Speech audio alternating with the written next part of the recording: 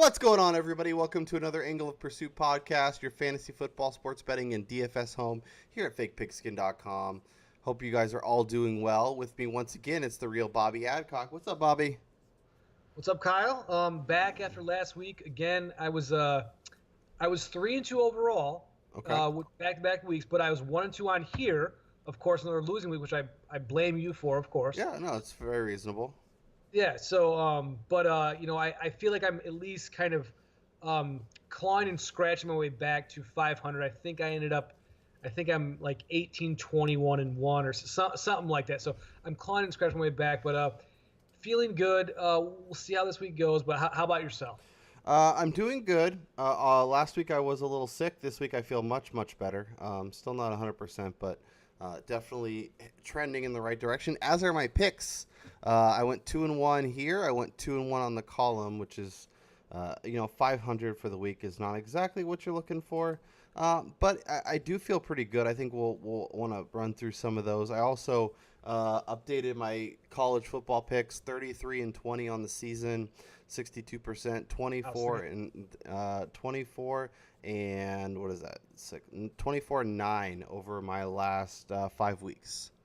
So Outstanding. Yeah, I love the college stuff. I've been reading that, and I'm of course doing like some DFS stuff. So I kind of like to see what you're thinking in terms of the games too. So yeah, you've been doing a great job. yeah, and I think I think in terms of DFS and sports betting, I think they do are so hand in hand. If you have a good feeling about a team performing well, or a team maybe laying an egg that you think, okay, this is a big offensive explosion team that actually doesn't do a whole heck of a lot, then it kills your DFS lineup. So I think looking at those totals, looking at those spreads, like, understanding what the game is expected to do, is very, very important.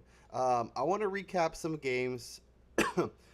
Broncos covered. It was very nice. They were flirting a little bit with hanging around with the Chiefs. Did it. Seattle came to Detroit and put a butt whooping on them. Looked really good.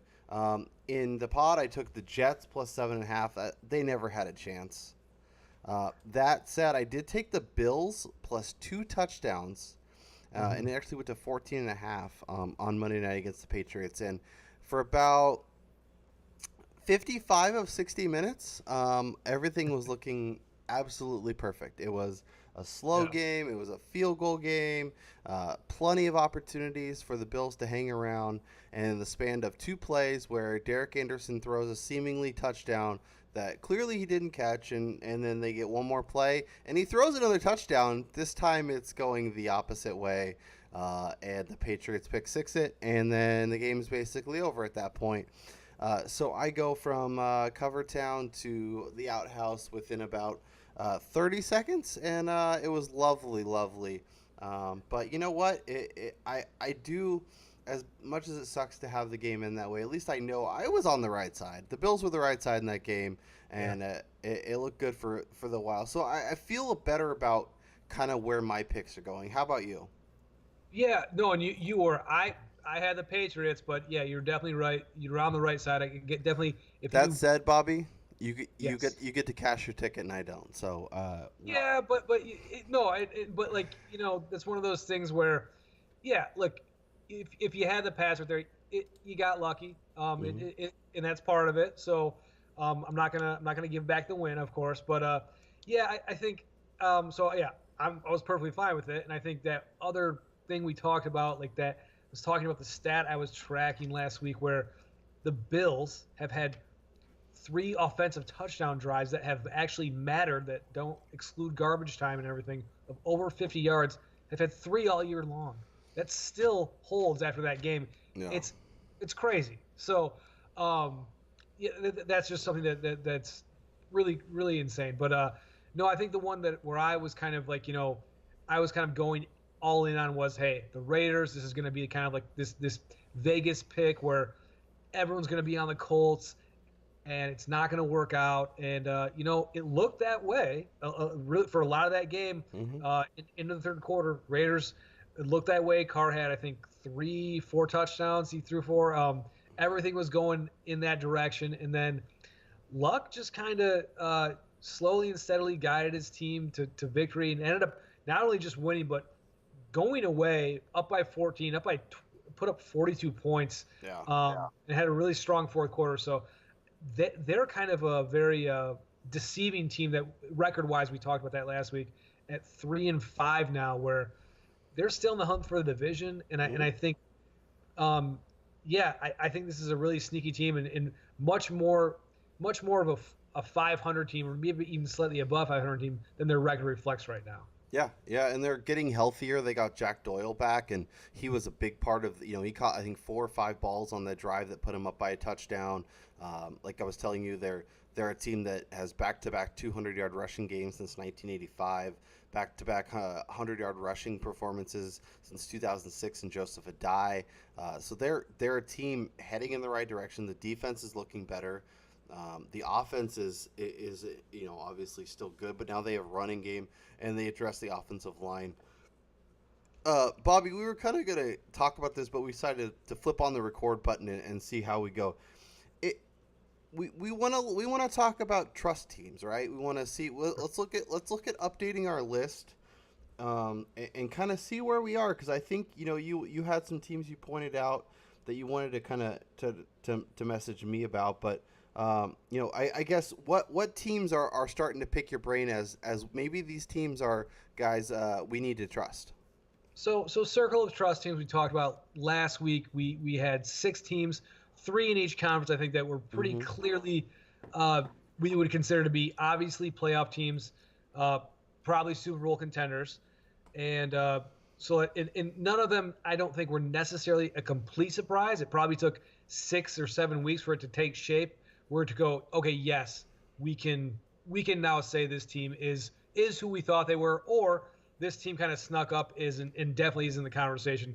For example, Kansas City, I think people thought Mahomes could be good and they could take them, maybe to maybe a higher upside, but no one thought this. And now obviously they're a clear Super Bowl contender, so they're one of the 6.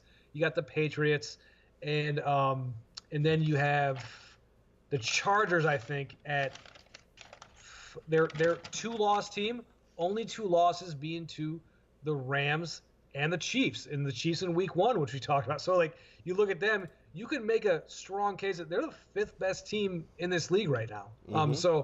I think the Chargers are in there as a team that you can trust. And when we say trust, I'm not saying that they're going to cover every week or anything like that, but you know what to expect from them. Like the Chargers, I don't think are going to go out and be down 21-3 to anyone, or be down like my Lions going into the fourth quarter 28-7 to an average team. So that's not going to happen to them. And then in the NFC, you have the Vikings, although they I think when they go up against good teams, they turn into a different team. But I think in general, you can trust them.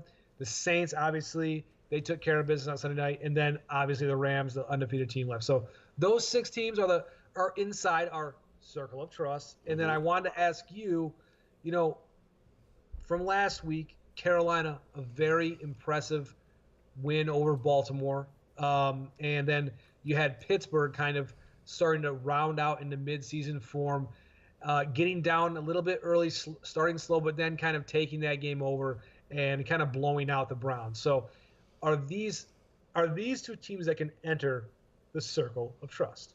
So let's start with Carolina, because I think I'm very close to saying yes. And you know what? I'm gonna put them in back-to-back wins at Philadelphia and then home for Baltimore is a very good sign. Cam's playing well.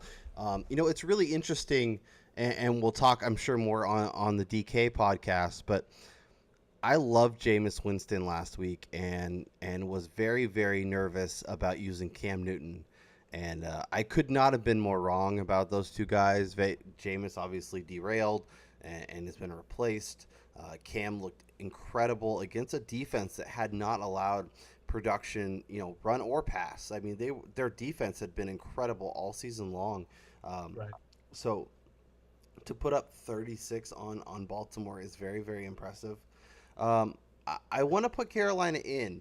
especially because I'm kind of looking at this division.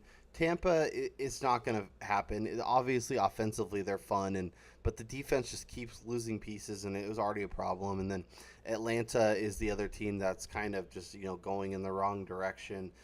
Tons of injuries on the defensive side of the ball. So I thought a second team from the NFC South would emerge, and sure enough, here comes Carolina. So I will put them in. Pittsburgh, I'm not ready yet, and maybe it's crazy to be fine with teams like New Orleans, teams like Kansas City, who have amazing defenses and terrible offenses. Pittsburgh definitely fits in that category. It's just I don't trust Big Ben as much on the road. There's spots where they kind of just it's not all there, and like they have a sneaky matchup this week. I really wanted to put Baltimore on my list, and I had them on there for a minute, but. Me too. Yeah, Baltimore minus 2.5 at home versus Pittsburgh. I think I think whoever loses this game is done. I think if you lose this week, I don't trust you. Like maybe you'll make the playoffs because I think there's kind of some wiggle room in the wild cards there. But I wouldn't pick either of these teams to advance very far. Whoever loses. And maybe things just come off the rails, and Baltimore's a team trending in the wrong direction, and Pittsburgh shows that they're really good and perform really well. But I think this is a tough spot. What about for you? Are you putting either or both of these teams in their circle of trust? I'm going to hold off one more week because I think both of those teams that we just mentioned have maybe the most intriguing matchups this week. Mm-hmm. With Carolina, let's just get to my first pick while we're Break it down.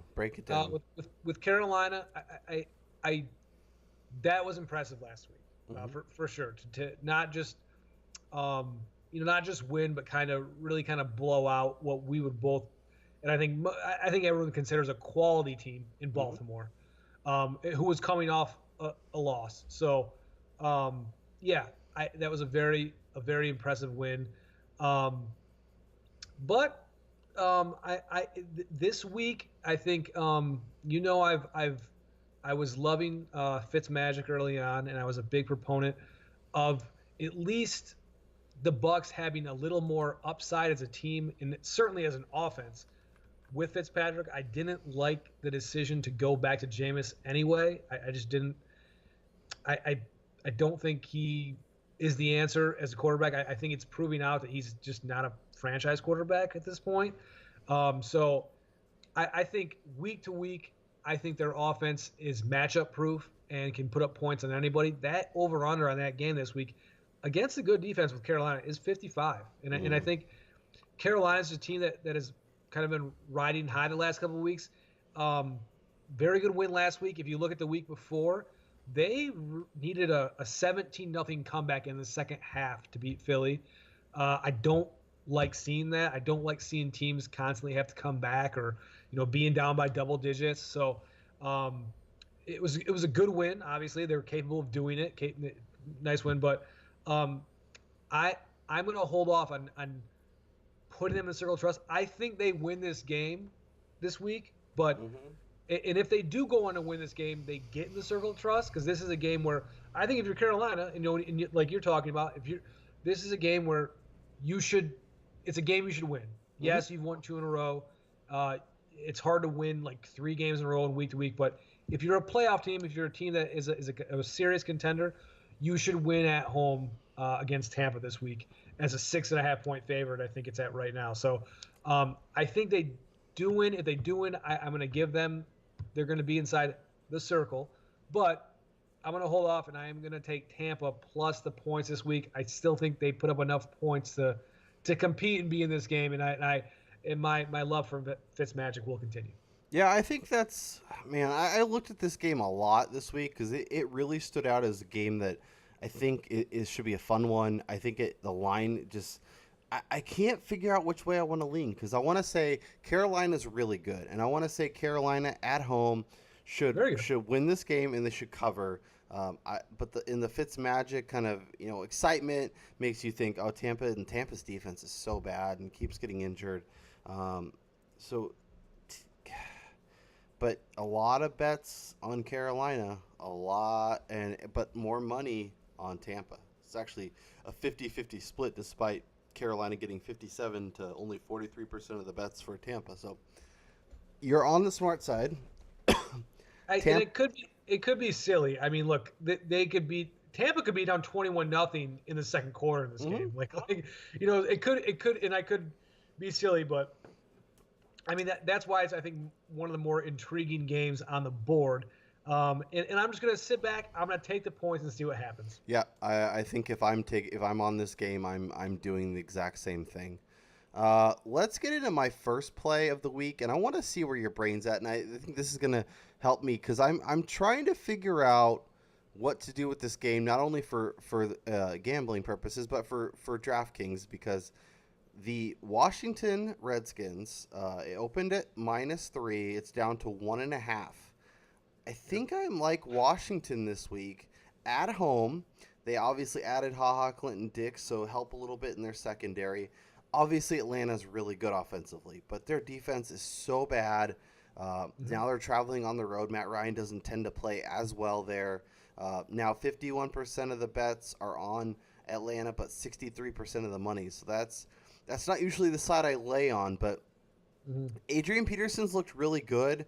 Alex Smith hasn't been as obviously as impressive as last year, but this Atlanta defense is so bad, allowing so many fantasy points and so much production to opposing quarterbacks that I feel like the Redskins want to play good defense, run the ball, maybe a few passes over the top, and get out of here with a 23-17, 23-20 type win.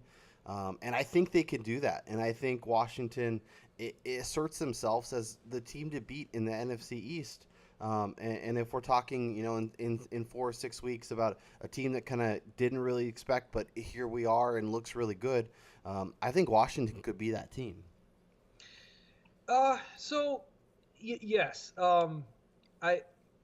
Yes. I think the one thing that maybe you left out is yes, the defense horrific with all the injuries for Atlanta, but the offense is still humming. They have that metric I've been measuring. They're right up there with Kansas City and the Rams for how many adjusted touchdown drives they have of 50 plus yards or more that doesn't exclude garbage time and short field turnovers. They're right up there tied with Kansas City, I think, through the last 7 weeks. That offense is legit, and I think what I will say about Washington is I think they are what I would refer to as kind of a game flow dependent team. If they happen to get down, if say Atlanta hits Ridley or hits Julio on a big play for a touchdown early on and maybe a field goal later, they're down 10-0, 2 scores. I think it's tough for Washington. They need to rely on their defense. They need to run the ball with Adrian Peterson, like you said, who's looked excellent. They need to get out in front of people. When they get behind, it doesn't go well for them. Yeah.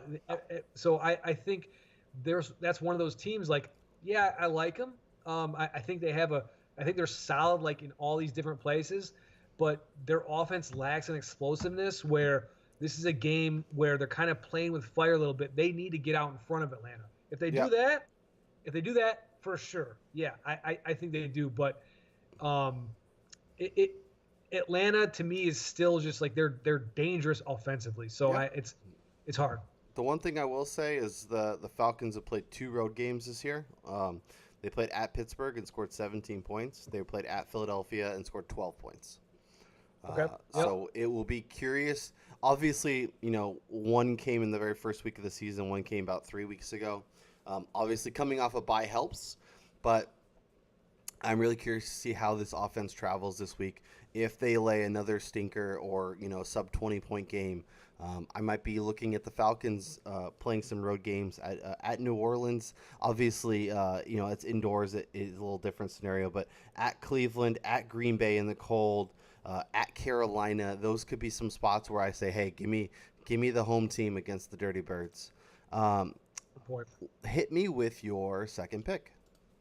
And I will do that. Before I do that, did you ever think you'd be saying Jay Gruden was a much superior head coach in the Gruden family? Did you know that? 10 years ago, no. But after this season, I don't feel nearly as bad saying it. But yeah, Right. it's crazy the difference between Jay and John at this point. At least, especially in terms of their non front office meandering issues. There, Gruden's not getting his guys sent out of town. Did you happen to catch the interview with Howie Long right before Thursday Night Football today? No, I was on Okay. here getting ready to prep, but between Gruden and Greg Williams, there have been some incredible coach quotes this week. Oh boy, yeah. Well, he didn't miss much, but basically it was him, basically just lying about everything he's doing. But Hmm. it was pretty awesome. But wow, Greg Williams, yeah. Is Greg Williams the interim head coach right now, or no? Apparently, Greg Williams has so many offers that he can just get on a plane and fly, and he could sign as the head coach. But he would rather be the defensive coordinator for the Browns. Sure, Greg. Whatever makes you feel better. Uh, Wow. yeah. He said, oh yeah, I got so many offers, and I just gotta get on a plane and sign them, even with some of these teams. And I'm like, what NFL team is like? You know what, Greg? You could just come coach. We don't have to interview you. We don't have to talk to you. Just come on over. Uh, Outside of the Lions, probably no one. yeah, Outside of and even then. All right, hit me with your play number two. So, last week I instituted my Philip Rivers rule, and there's one game on the board that is in that zone, which is New England and Green Bay. Mm. Um, you know, Aaron Rodgers again.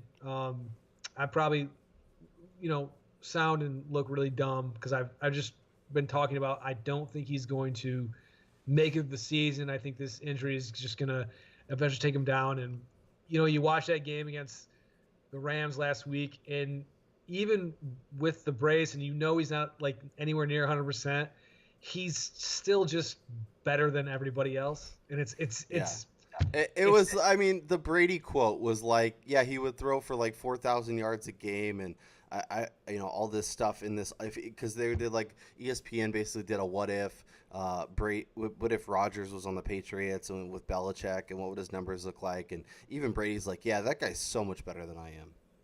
yeah, and you just kind of watch that game and you go, oh, okay, yeah, like he's out there, he could have a construction barrel in the slot and an Easter bunny on the outside. It really wouldn't matter at this point. It's just you got Valdez Scantling, one play throwing a touchdown. It just doesn't matter. So Yeah.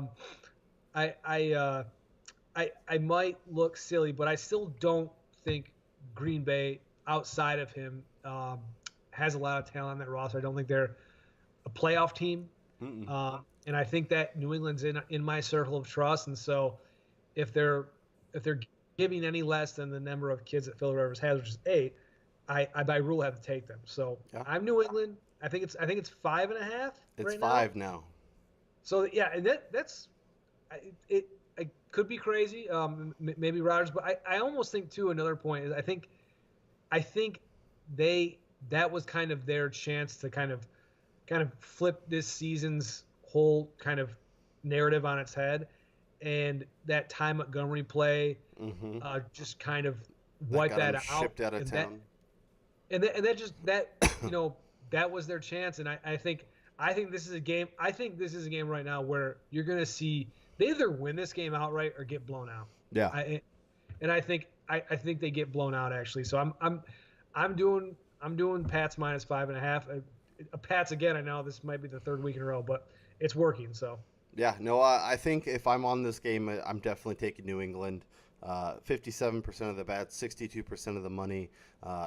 The Green Bay secondary wasn't great already. Shipped out HaHa Clinton Dix, as I mentioned, so that makes it a little worse. Hopefully, this means more Aaron Jones with the Ty Montgomery trade, but we'll see if McCarthy is one of those coaches that, yeah, he got tied to Aaron Rodgers, so his record looks good, and he obviously has a Super Bowl, but he's not a very good coach, and there's a lot of questionable decisions there.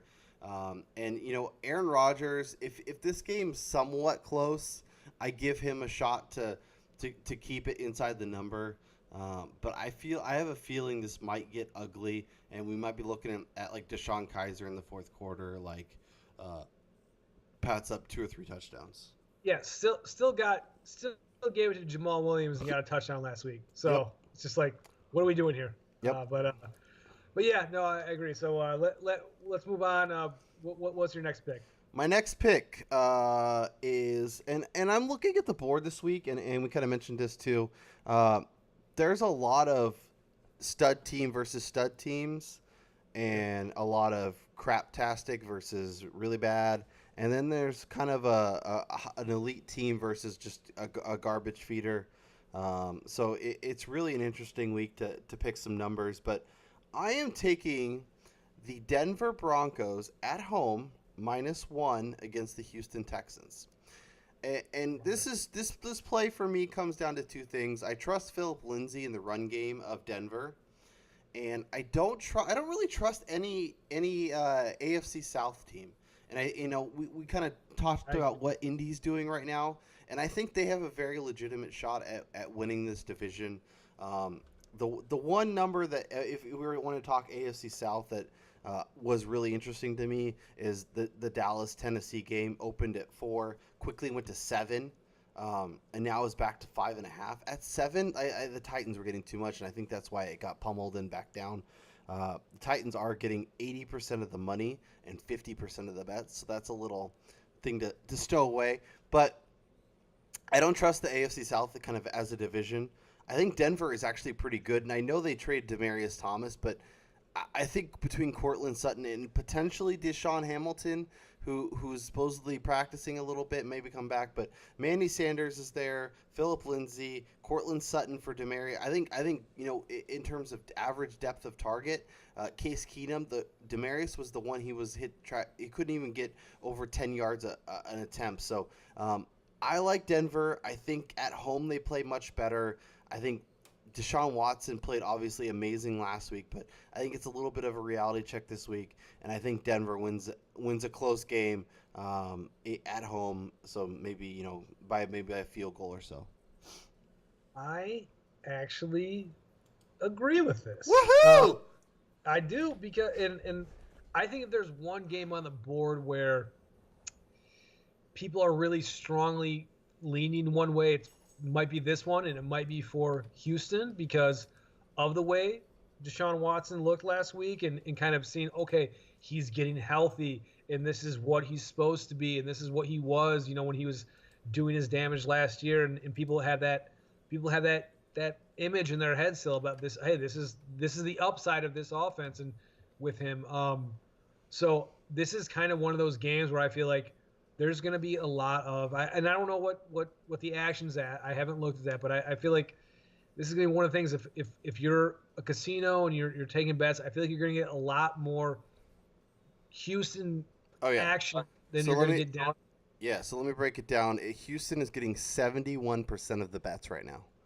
Right. Denver's only getting 29. Denver's getting 39% of the money, so they're getting 10% more money. And I do wonder. What do you think? Do you think this is a welcome back? Because obviously it's very rare that this ever happens, but Denver trades a face of the franchise, Demaryius Thomas, to Houston, and he's playing him that week in Denver. So I wonder if it's, okay, welcome to the team.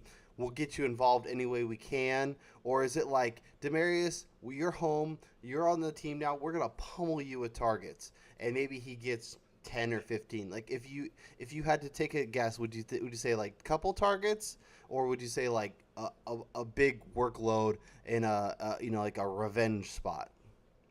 I don't know if I go revenge, but I would say he's immediately in there. Yeah. And they're not gonna hold back. I would say he's immediately involved and he's immediately in there. Just because of the depth at that position is not good. With Will Fuller out now. So yep. I think he's definitely in there. And like you said, I think Denver at home has always been tough. They just came off kind of a tough loss to Kansas City where they were in the game. They could have won that game. Or you had them as your pick last week. They've been the one team to kind of give them a run for their money to a degree. Well, besides the Patriots, who obviously beat them, but no, I think Denver at home, and I think the biggest weakness on that Texans team and their Achilles heel is the O line. Mm-hmm. And what's the biggest thing for Denver is Von Miller in the pass rush. So Bradley Chubb is starting to look really good, and obviously that back right, end. right. And it was interesting. I forget where. I want to say maybe it was DVOA over Football Outsiders, or I forget. But there was a stat that basically Denver Broncos, in terms of like where they should be, are much closer to a top 10 team than they are a bottom 10 team, which they currently are in terms of records. So I think they're a team that will win a few games down the stretch that kind of surprise people and take you back. So yeah, I like the Broncos this week. Yep, I like the pick. Yeah, I'm with you there, and I think I think they get the win here, and Houston kind of just comes back. All the Houston hype just kind of gets dumbed down a little bit. Yep. Go ahead and hit me with play number 3 for you, Bobby. So we're gonna go out to Seattle, and we're gonna talk about this matchup between the 4-3 Seahawks and I believe it's 5-2 Chargers coming off a bye, or maybe 4-2. I know they only lost 2 games, but I think again the Chargers are this team that is in the circle of trust to me. They had the 2 losses, and we've talked about it was to Kansas City week 1, who probably would have beat anyone knowing what we know now, taking anyone by surprise with Mahomes, and they lost to the Rams, which is I think pretty forgivable, which we all know. So I think they're a top 6, arguably the 5th best team in this league right now, even not having Bosa for the whole year. I don't think Seattle is. I think they're an average team, Mm-hmm. and even what they did against the Lions. I think that's just more of a referendum on what the Lions are. I mean, if you get no team should really be down 28-7 heading into a 4th quarter. What does that say about? That says a lot more to me about the team that's down 28-7 than it does about the team that's up 28-7. So, Yeah. Especially in a matchup that 2 teams should be fairly even. So, I think the Chargers here. I think they're just a superior team, and Seattle I think might be a team this week after that win where they have a winning record 4-3. People are going to try to kind of convince themselves that this is some sort of like playoff team or wild card team. They may end up backing their way into a wild card team, but that's all they are. I don't think it's just the talent, the experience, especially on the defensive side, just isn't there outside of the Frank Clark, Bobby Wagner, and I think Chiefs keep it going here, or Chargers. I think they keep it going here coming off a bye, and I like them +1. They are also my 3rd and final pick. I am on Team Chargers. Stop agreeing. I know, and it was between that and the Baltimore +2.5.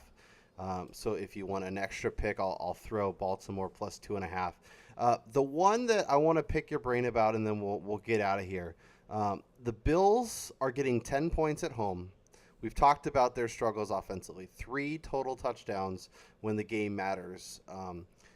So part of me is like, the Bills can't produce anything, and now Nathan Peterman's starting.